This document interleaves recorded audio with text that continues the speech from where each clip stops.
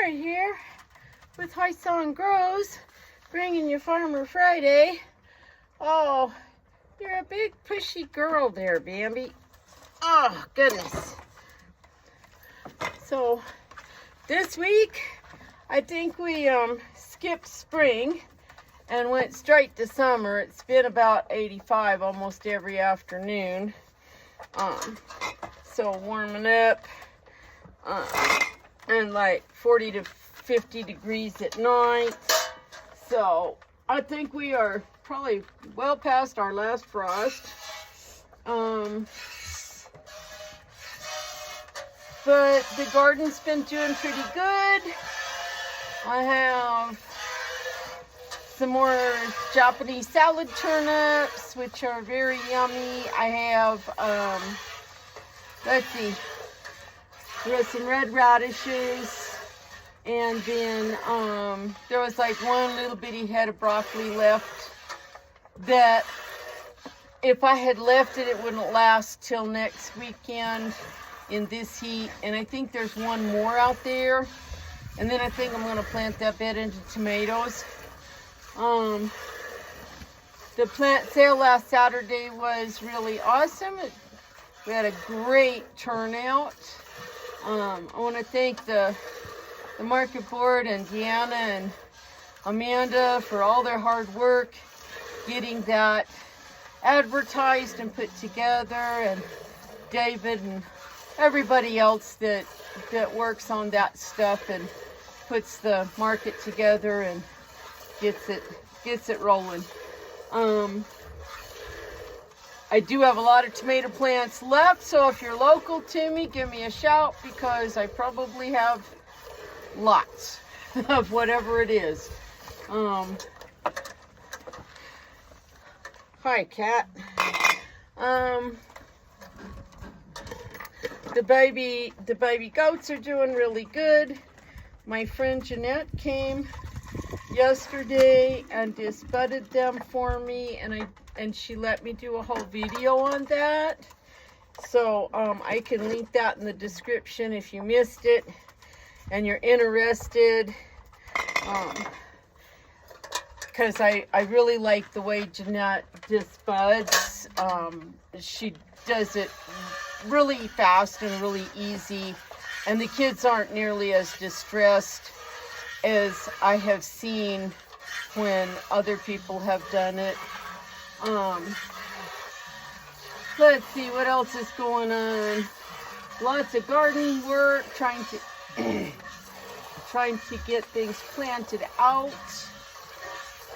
and potted up. There's just a lot of things to do, and I kind of took today off. I did as much of my regular Friday work as I possibly could yesterday so that I could go and watch my youngest granddaughter barrel race and calf rope this morning. And that was a lot of fun, hanging out with her and my son, my daughter-in-law, and their friends. And so that was a good time. And now I got to get my brain back into gear for getting things done here. The flies are already out, and they're thick. And I put fly paper up yesterday morning, and a lot of it is already really thick and covered with flies. So I will try to keep up with that and just trying to get them knocked out before they get any worse.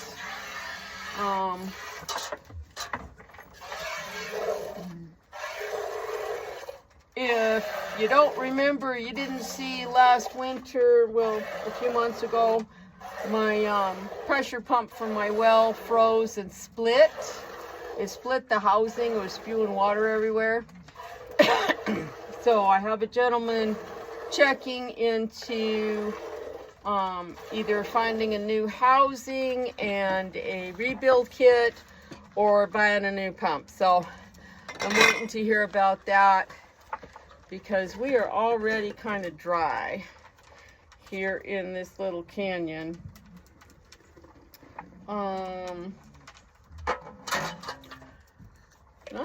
No, not too much else. I'm sure I'll think of something here in a minute. Oh, I know what else. Digger Dog is still being a butthead.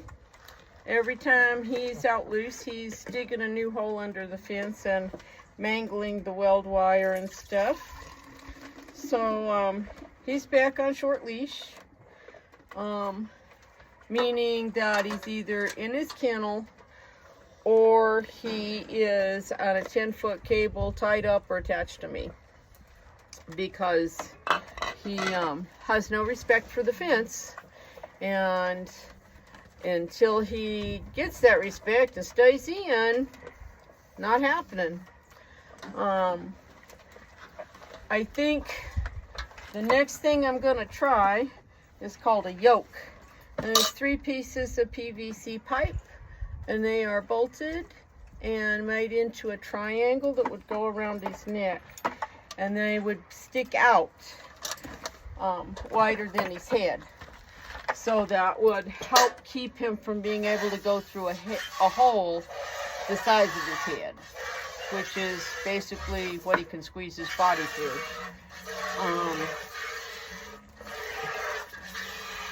If that doesn't stop this nonsense, I'm going to look at one of the, like, I think they're radial fences or something, where you have a wire around on your fence line, and the dog wears a collar that vibrates and or could shock. I haven't looked closely at those yet.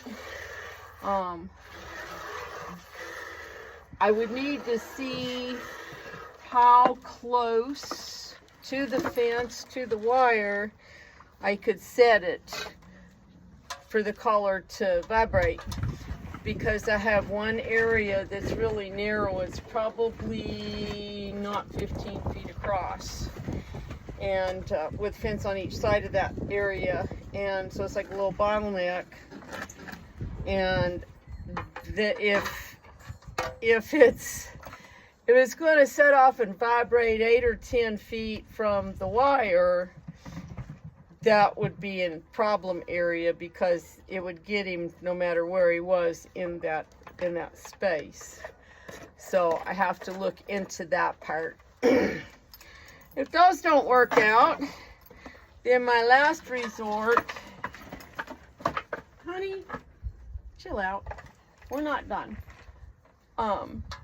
My last resort will be to run an electric hot wire all along the bottom of the fence, which is probably going to be cheaper than the radio fence, but as much or more work, because the radio fence, the wire is insulated, and you can bury it or you can hang it on the fence. The electric fence would require a lot of brush clearing and moving things and stuff, especially down low right next to the fence, because nothing can touch the hot wire or it will get grounded out. So yeah, we're still working on that, dude. What? Huh? Can you turn around? Let's go. What? What? Come on. Let's go, mamas. What? Oh, you need more scratches? Oh, my goodness. Yes, and you're such a hairy girl. Spring shed. Oh, okay. Come on. Time to go. Yes, it is. Yep, time to get down and go. Storm's turn. Hi. Yes, but you're done. Oh, I know you want more scratches, but you know what? My arm is tired. Yes, I know you want more scratches. You're so funny. What are you doing, Azzy? Are you ready to milk? Are you ready to milk, mamas? I opened the gate and she went back to check the babies, I think. Oh, you need to get up on a stand. Come on, mamas. No, not that side. There you go. Come on. I know you're very full. You're very full. Come on. Let's get up there. Good girl. So this is Miss Esmerelda. And I should have brought a bucket of water. She's still got a little discharge, but oh my goodness. I think the babies are favoring that one side and leaving the other side, which is leaking tonight. Oh my goodness. Or Ezzy gets too full and she leaks. Yeah. Oh my goodness. That side is very full, honey. We'll just mostly milk that side. This girl stands so nice and easy and is so easy to milk. I just love her.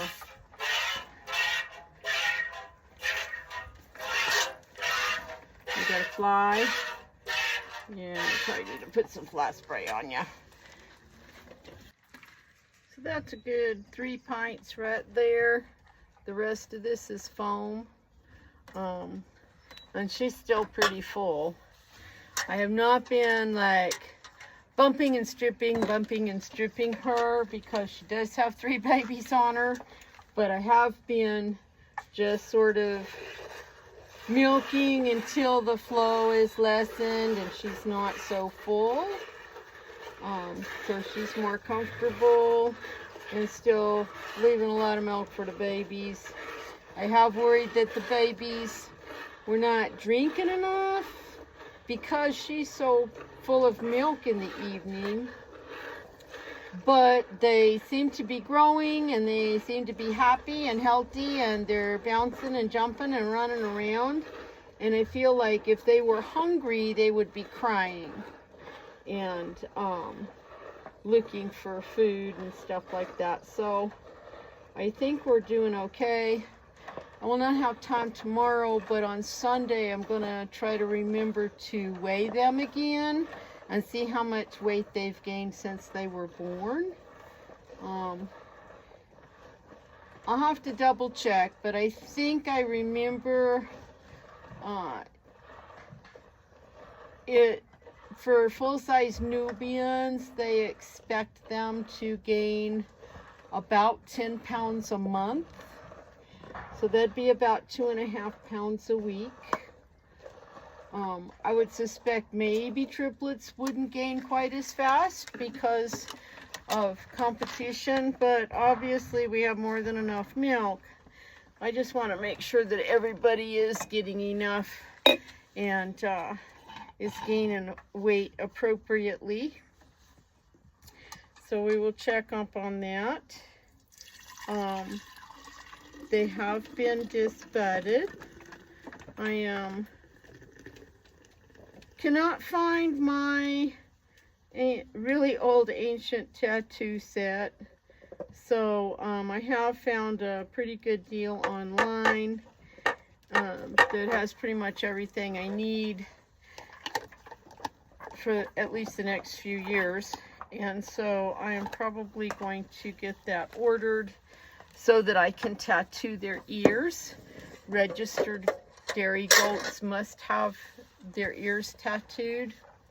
One ear gets a number specific to the breeder, and then the other ear gets a letter that represents the year they were born and their birth order on that farm, on that breeder's farm. So these girls are the only kids I'll probably have this year.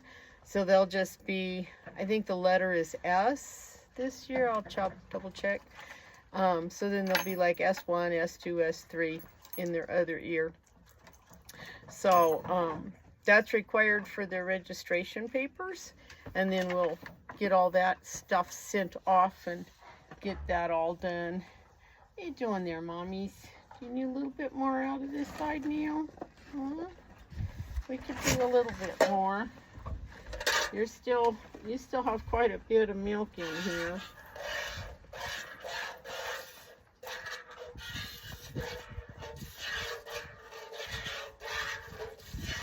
know a couple of the babies were nursing when I came out earlier to drop hay, so I know everybody can find a teat now. They were having trouble in the beginning getting all the way on the end of the teat. They kept trying to suck up high.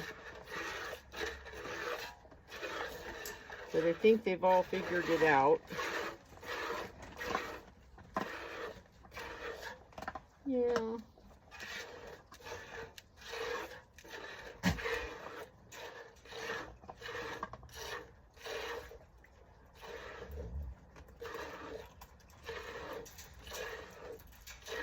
All right, we're gonna leave a little bit in case somebody needs another little snack before Mom fills up some more. You're such a good girl, Esmerelda. You are. Oh my goodness, is that more than what's gonna fit in my jars? Might have to wait for the foam to go down so we can get this last little dab of milk in the jar.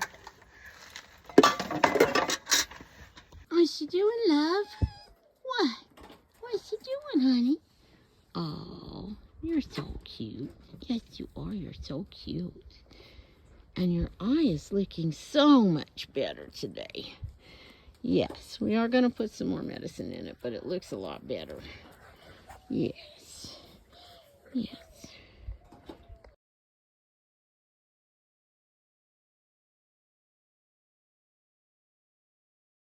So I am picking some cabbages. I weighed when it was a little on the small side. It weighed about 1.5 pounds. So I'm going to guess that most of these are going to be in the 1 to 2 pound range. Bringing some to market tomorrow on Saturday. Alrighty. Looking at this bed of broccoli, I picked one smallish head because I know it's going to be really warm this week and I know it's not going to last till next market. There's probably one more that's not quite ready to pick and will be ready next week. And then this broccoli is done. So what I'll try and work on this coming week is I'll be whacking out the stalks and leaves, and those will go to the goats. And then I'll lay down some more compost and soil amendments, and I'll probably plant some tomatoes in here. One of the varieties I'm growing this year is called Better Boy. It is a hybrid. However, it is resistant to root knot nematodes, and this garden still does have some nematode issues. So I'm hoping that that will help.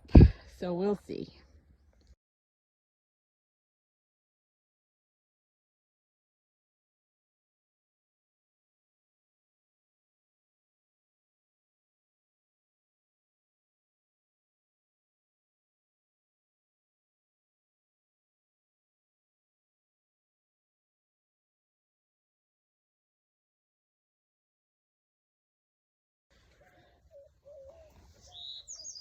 Look at how huge this broccoli leaf is. I mean, it's ginormous. And so are the heads. Some of them have started rising. They're trying to go to flower because we got like 84 degrees yesterday. But yeah, this bed has turned out much better than I actually even hoped for.